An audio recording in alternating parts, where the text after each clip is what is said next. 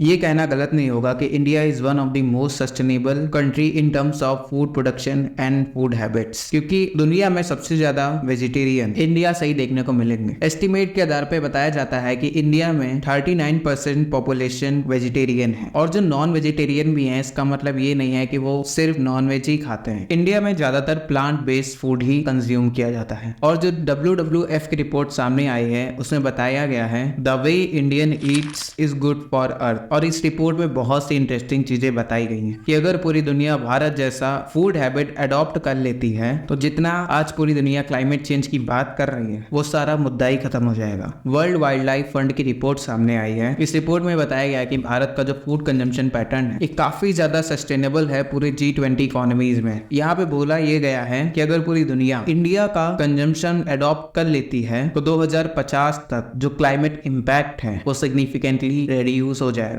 वहीं अगर countries Argentina, Australia और यूनाइटेड स्टेट की तरह कंजम्पशन इंक्रीज करती गई तो ये क्लाइमेट के लिए वर्स्ट होगा। अगर पूरी दुनिया करंट फूड कंजम्पशन को फॉलो करती रही तो जो हमारा मकसद है कि 2050 तक 1.5 डिग्री सेल्सियस से ज्यादा क्लाइमेट नहीं बढ़ना चाहिए, और इसमें जो food related green house emission होता है वो 263% बढ़ जाएगा। मतलब कि हमारे टारगेट से 263% ग्रीन हाउस एमिशन होगा। स्पेशली जो मीट बेस्ड फूड होता है उसका प्रिपरेशन बहुत हद तक नेचर को डिस्टर्ब करता है और उसमें बहुत ज्यादा एनर्जी कंज्यूम होती है। इसको डिटेल में जानने के लिए इस वाली वीडियो को जरूर देखिएगा कि मीट प्रिपेयर करने में कितना नेचर को डिस्टर्ब किया जाता है। और इस रिपोर्ट में ये बोला जा रहा है अगर पूरी दुनिया भारत का कंजम्पशन मॉडल अडॉप्ट करती है तो दुनिया को 0.8 अर्थ की जरूरत है, मतलब कि एक्स्ट्रा बच जाएगा जो भी हम लोग प्रोड्यूस कर रहे हैं। और दूसरे नंबर पे इंडोनेशिया है जिसमें 0.9 अर्थ की जरूरत पड़ेगी। वहीं अगर आप चाइना, जापान, अर्जेंटीना, ऑस्ट्रेलिया और यूएस को देखेंगे और मेनली अर्जेंटीना,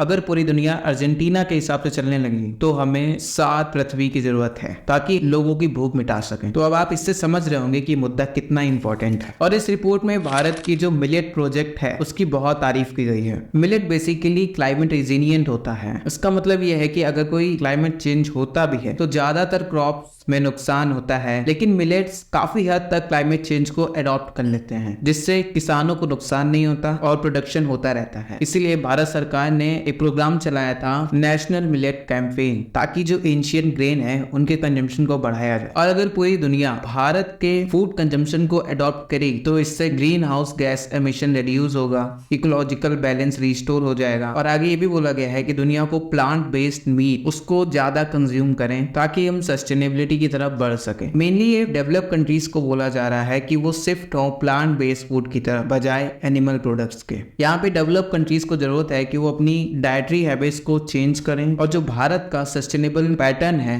उसको ज्यादा से ज्यादा अडॉप्ट करने की कोशिश करें। धन्यवाद।